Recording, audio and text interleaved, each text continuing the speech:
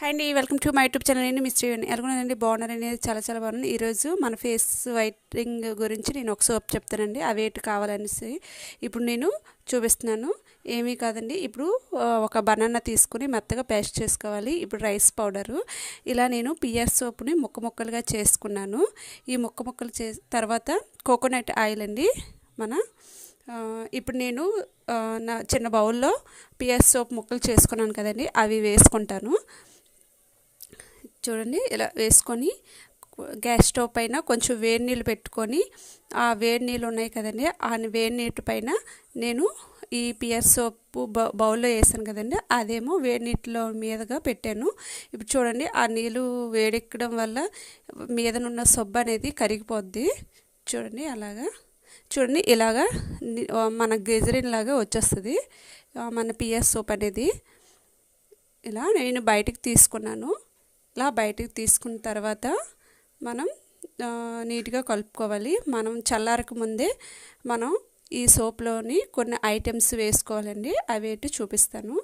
ఇప్పుడు నేను మనం మెత్తగా చేసుకున్న బనానా పేస్ట్ అండి కలుపుకోవాలి నీట్గా. ఇంకా మీకు లేట్ అయినా కూడా కొంచెం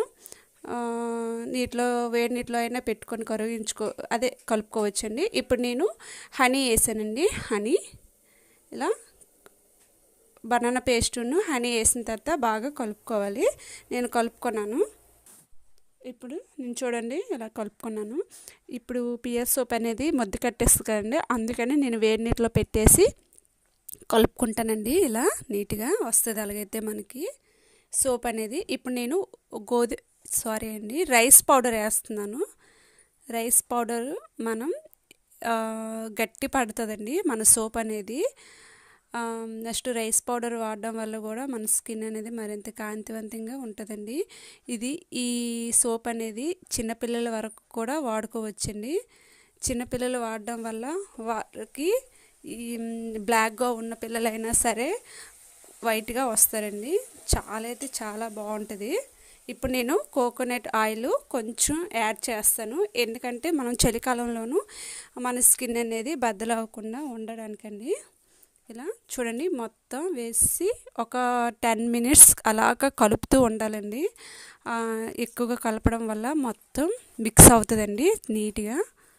ఇప్పుడు చూడండి, నేను ఒక చిన్న బౌల్లో తీసుకున్నాను. మీకు ఏ బౌల్ కావాలంటే అందులో తీసుకోండి. కొంచెం కోకోనట్ ఆయిల్ వేసేసి